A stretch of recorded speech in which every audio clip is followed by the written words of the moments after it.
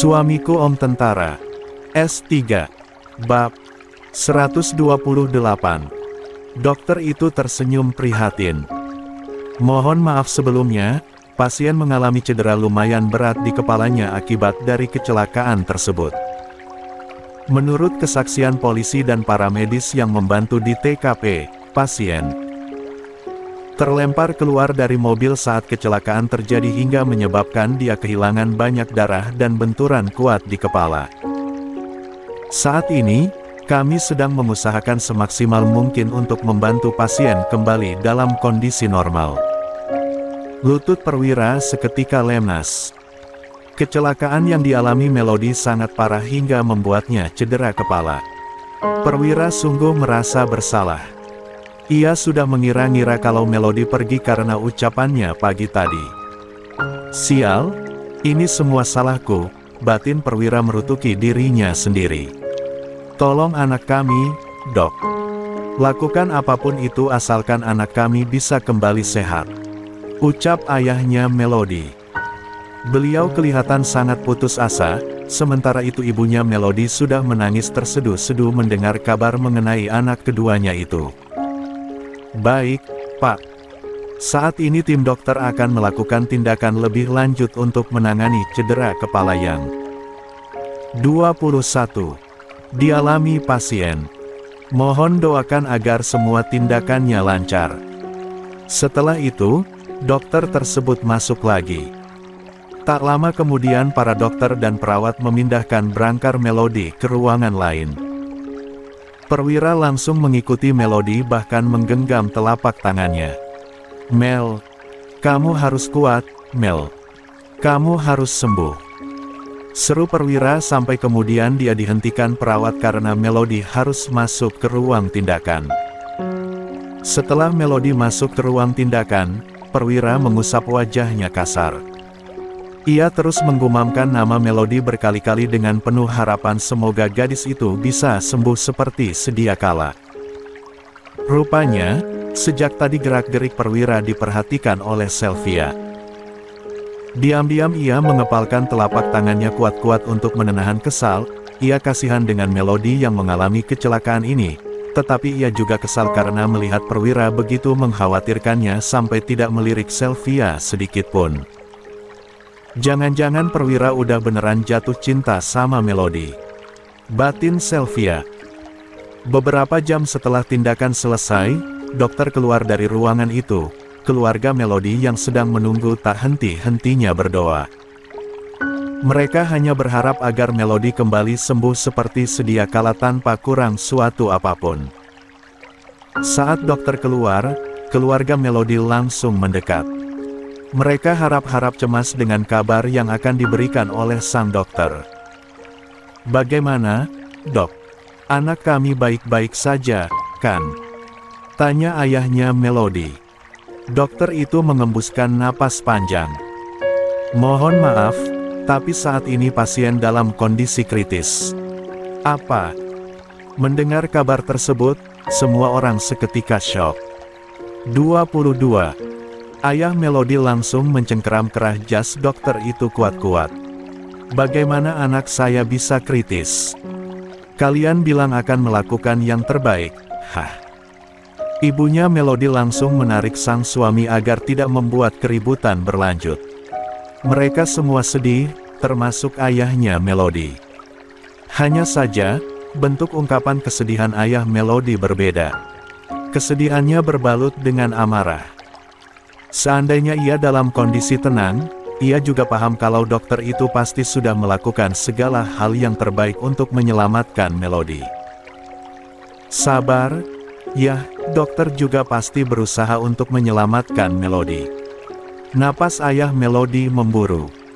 Dadanya terasa agak sakit, tetapi ia berusaha menahannya. Sementara itu, dokter yang menangani Melody tetap tenang. Meskipun ia sempat diperlakukan kasar dan tidak sopan oleh ayah Melody, tetapi ia berusaha maklum. Kesedihan orang tua yang tahu bahwa anaknya kritis jelas begitu besar, makanya dokter itu tidak marah. Mohon maaf, Pak. Saya dan dokter lainnya, kami juga manusia biasa.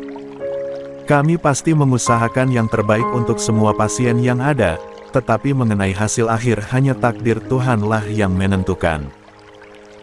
Maka dari itulah, sejak awal saya meminta doa Anda semua sebagai keluarga, jelas sang dokter. Suaranya kalem dan tenang. Ibunya Melody mengangguk. Iya, dok. Kami mengerti. Tolong maafkan suami saya, dia hanya sedih. Dia nggak bermaksud untuk bersikap kasar. Dokter itu mengangguk. Saya paham, Bu. Untuk saat ini, tim dokter masih akan terus memantau kondisi pasien. Semoga tidak ada perburukan keadaan. Apa saya sudah boleh menjenguk Melody, dok? Tanya sang ibu. Dokter mengangguk. Boleh, tapi mohon untuk tidak masuk sekaligus. Sebaiknya 1 atau 2 orang saja yang masuk bersamaan. Akhirnya, orang tua Melody duluan yang mendapat giliran masuk. Perwira sebenarnya ingin sekali segera melihat kondisi Melody, tetapi ia merasa tidak sopan melangkahi orang tua Melody. Belum lagi, sejak tadi ayahnya Melody juga kelihatan sangat khawatir sampai marah-marah. Mana tega Perwira menyerobot orang tua Melody yang ingin menjenguk anaknya sendiri. Ketika mertuanya masuk untuk melihat kondisi Melody, Perwira duduk di kursi tunggu. Ia menghela napas panjang. Perwira baru tersadar kalau ia juga belum mengabari orang tuanya mengenai kecelakaan yang dialami Melody. Situasinya terlalu kacau jadi Perwira sama sekali tidak ingat.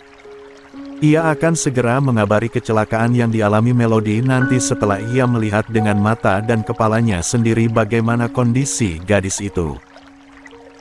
Di saat sedang menunggu dan tenggelam dalam lamunannya itu, Sylvia yang sejak awal diam tiba-tiba ikut duduk di samping Perwira. Kamu kayaknya khawatir banget ya sama Melody? Tanya Sylvia tiba-tiba. Perwira sontak menoleh dengan keringitan di dahi. Memangnya kamu enggak? Dia, kan adik kamu, Sel. 23. Sylvia berdeham pelan. Aku khawatir kok, katanya. Tapi, kamu kayak berlebihan banget khawatir sama dia. Apa karena kamu menikah sama dia makanya kamu merasa bertanggung jawab? Bukannya kalian menikah terpaksa, ya? Itu, kan karena alasan orang tua. Perwira yang pikirannya sedang ruwet karena khawatir dengan Melody langsung terpicu mendengar ucapan Sylvia. Diam kamu, Sel. Nggak usah ikut campur sama urusan rumah tanggaku. Kan aku cuma penasaran aja, Perwira. Kamu nggak usah marah-marah deh. Perasaan kamu cepet banget move on dari aku, atau jangan-jangan dari awal kamu emang udah ngincer Melody. Perwira mengepalkan telapak tangannya. Kesal bukan main atas tuduhan Sylvia. Nggak usah nuduh-nuduh. Harusnya kamu sadar diri, Sel. Kamu udah mengkhianati aku dan sekarang kamu tiba-tiba nuduh aku kayak gini. Apa kamu nggak malu? Sylvia merengut mendengarnya. Apa sih? Kan aku udah bilang kalau aku khilaf. Itu semua kecelakaan dan... Perwira tiba-tiba terkekeh sinis. Kecelakaan? Kamu hamil di luar nikah itu kecelakaan? Aku bingung kenapa hamil di luar nikah itu disebut kecelakaan. Sebelum kamu melakukannya dengan laki-laki itu, kamu pasti pendekatan dulu sama dia, kan? Nggak ada ya ceritanya hamil di luar nikah itu kecelakaan, kecuali kamu diperkosa. Tapi itu, kan beda kasus. Kamu jelas-jelas selingkuh. Cukup. Apa-apaan sih? Kenapa kamu malah ngomong kayak gini? Perwira menggeram marah. Aslinya, ia tidak mau membahas-bahas tentang ini. Ia hanya kesal karena Sylvia menuduh dia dan ikut campur dengan rumah tangganya bersama Melody. Kamu yang mulai, Sel. Jadi, nggak usah playing victim. Intinya, sekarang istri aku itu Melody, bukan kamu. Kamu bukan siapa-siapa aku lagi. Kita sudah selesai di hari kamu kabur dari pernikahan kita, tegas Perwira. Sylvia tidak bisa menjawab apa-apa lagi. Ia benar-benar dibungkam oleh pernyataan tegas dari Perwira. Ia juga tertohok karena tak sedikit pun Perwira mempertimbangkan dirinya lagi. Padahal, dulu Perwira sangat mencintainya dan rela melakukan apa saja untuk Sylvia. Berhubung Sylvia juga sudah kepalang malu di hadapan Perwira, akhirnya ia pun langsung pergi. Sepeninggal Sylvia, Perwira geleng-geleng kepala. Adik kandungnya sendiri terluka parah kayak gini tapi dia malah mikirin dirinya sendiri. Aku beneran gak ngangka kamu kayak gini, Sel, batin Perwira tak habis pikir. Setelah beberapa saat menunggu orang tua Melody selesai melihat kondisi gadis itu, barulah mereka keluar dan mempersilakan Perwira masuk. Perwira masuk sendirian ke dalam dan begitu melihat kondisi Melody yang pucat dan banyak sekali alat-alat kedokteran yang terpasang di tubuhnya tanpa ia tahu namanya apa, hati Perwira seketika nyeri. Mel, ucap Perwira lirih. Ia mendekat dan menyentuh telapak tangan gadis itu. Mel, maafkan saya. Maaf karena saya membuat kamu nggak nyaman. Mel, kenapa kamu harus keluar dari rumah? Kenapa kamu harus bikin saya khawatir sih? Padahal biasanya. 24. Kalau kamu kesal sama saya, kamu langsung marahin saya, kan? Kenapa diam saja? Perwira menunduk, air matanya tak bisa dibendung lagi. Ia terisak tertahan, sekuat tenaga berusaha untuk menahan tangisannya sendiri. Perwira belum pernah serapuh ini. Bahkan ketika Sylvia pergi di hari pernikahan mereka dulu, Perwira sama sekali tidak menangis. Ia hanya sekadar syok dan blank. Namun, sekarang Perwira benar-benar menitikkan air matanya. Ia melepas seluruh ekspresi dingin dan datar yang selalu ia gunakan di depan orang lain. Maafkan saya Melody. Maaf karena saya selalu bersikap dingin sama kamu.